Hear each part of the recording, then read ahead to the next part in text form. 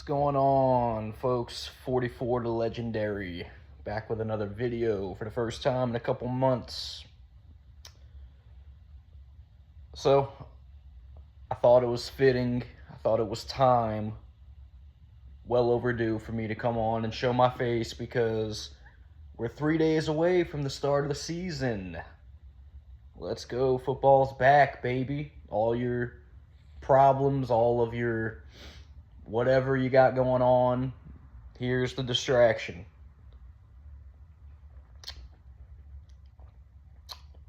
I'm ready. I'm ready for football, baby. So, with that being said, as you can see in the title, I'm going to share my thoughts on what I think this year's team is going to do.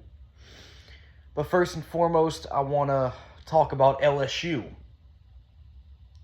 Yeah. LSU had a big win Saturday night. I didn't think they were going to go into Clemson and get that win. I've been very critical of Brian Kelly lately.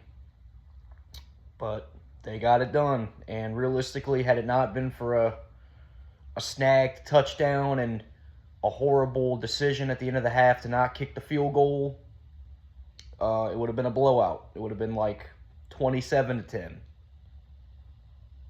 And in the world of college football, it's about winning, but it's also about how much you beat somebody by as well. So, in my book, I felt like we dominated them. So, look at it how you want, but I thought LSU dominated that game, and they should have won by more than 7.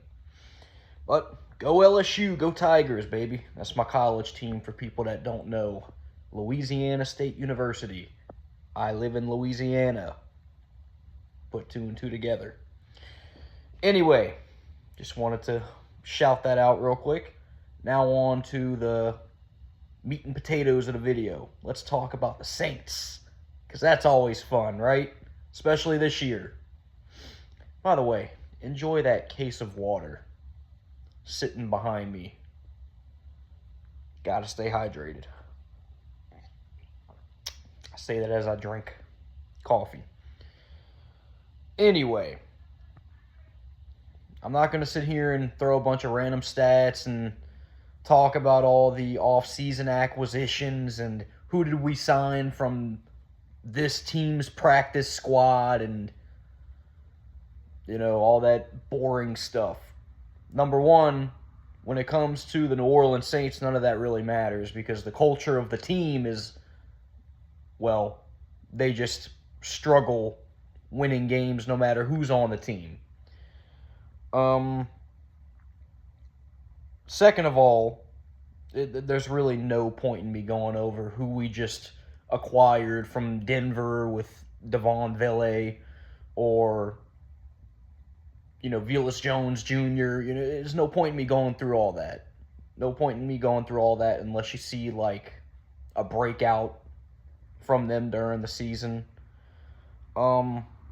Spencer Rattler's going to start. They're gonna let him do his thing. I think that is the right decision because at the end of the day, you can go from Rattler to Shuck. You can't go from Shuck to Rattler because you drafted Shuck. If you go from Shuck to Rattler, you're essentially admitting defeat and the fact that that was a horrible pick. So you can go from Rattler to Shuck, not Shuck to Rattler. But I think right now in time, as of right now, I think Rattler gives the Saints the best chance to win, which is not saying much. But he has experience in real-time NFL games. He has experience orchestrating a game-tying drive in the preseason and in the regular season. Well, should have been the regular season, but we decided to go for 2.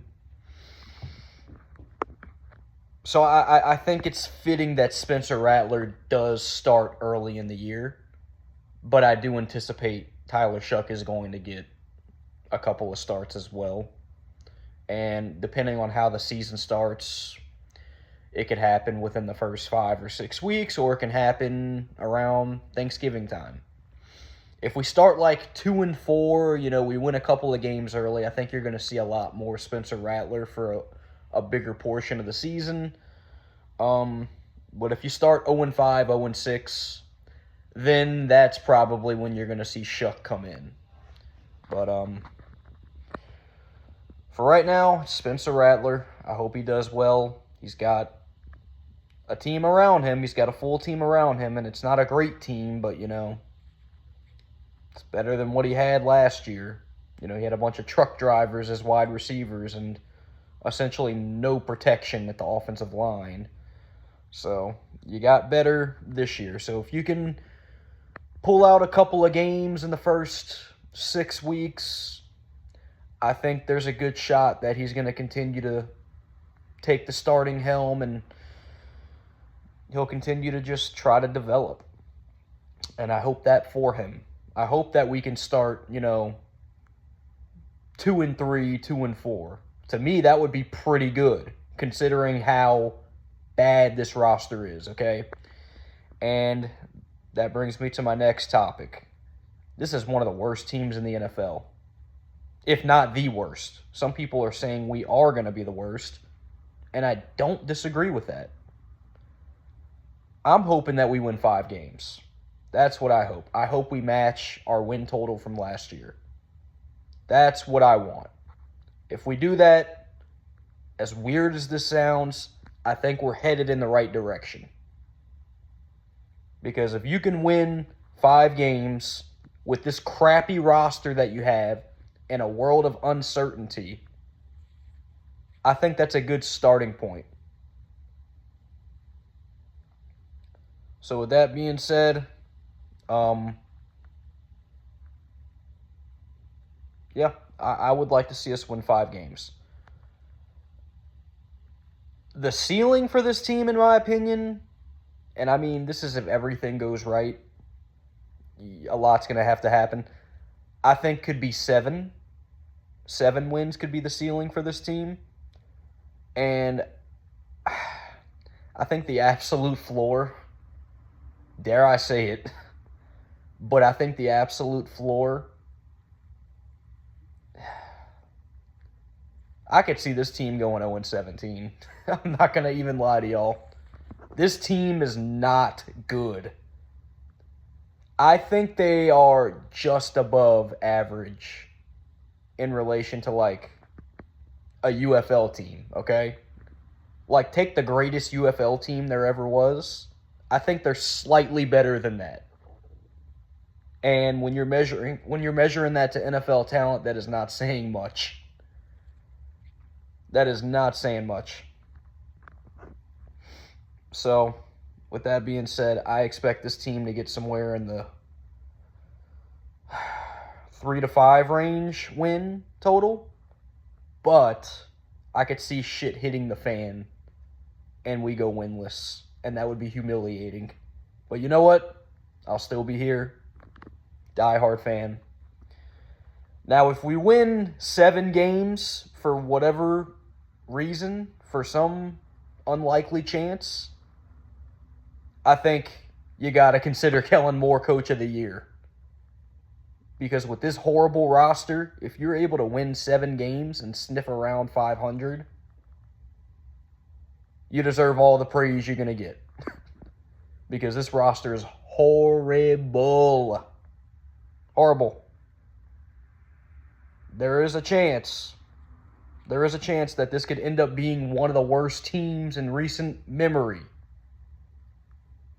if things go completely south. For some teams, if things go completely south, especially for a playoff team, to them that looks like 5-6 wins. To the New Orleans Saints, if things go completely south, this looks like 0-17. So let's just hope things don't go completely south. If things go the way they should go, I think 3-5 wins is probably what you're going to see. But let's keep it real. This is probably not going to be a fun team to watch. It's probably going to be boring. It's probably going to get to a point midway through the year where you're like, whatever. I'll watch the game, but I don't care whether or not they win or lose. As long as they have a couple of wins, okay? If they have a couple of wins and they're like 2-9, okay. Then it doesn't really, you can lose, it's fine. But if you're 0-11, no, you better win a damn game. I think that's going to be something that'll keep everybody on the edge of their seats. If the Saints go winless for a good portion of the year and they don't win a game, I think we're going to be all biting our nails because you don't want to go winless, okay? That's the one thing you don't want to do. Do not go winless, please. But I think we'll be okay in retrospect to not going winless. Not okay to compete, but I think we'll win about 3 to 5 games. I think we'll pull some out of our ass, okay? Like, I think the Cardinals, that'll be tough for us. But, I mean, week 1, could we win that one? Maybe. I think we could possibly beat the Giants. I think we could possibly beat the Jets or the Titans or the Panthers once. Hell, I even think we could beat Atlanta once, as weird as that sounds. I mean, of course, Rise Up ATL is going to tell you differently. Now we're going to sweep y'all. Like I said, dude, I'd put money that the Saints win one game against Atlanta this year. One game. But, those are my expectations. A pretty below-average season, competing for the number 1 pick. Like I said, if we end up winning 7 games, I think Kellen Moore needs to be Coach of the Year. I don't think that's even been done where a coach has won Coach of the Year after not making the playoffs. But I think this should be an exception because this team's horrible. And just being real, you're going to see a lot of observations, not really, watching the game to expect a win or anything. You're going to be looking at the talent on the team. Do we have hope? Do we have promise for the future? That's a lot of what you're going to be looking for. So, I'm here for it. Things go south, I'm going to still be here. And yeah, that's all I really got to say to you guys. Y'all take it easy. Happy Labor Day. And football is back, baby. Let's go.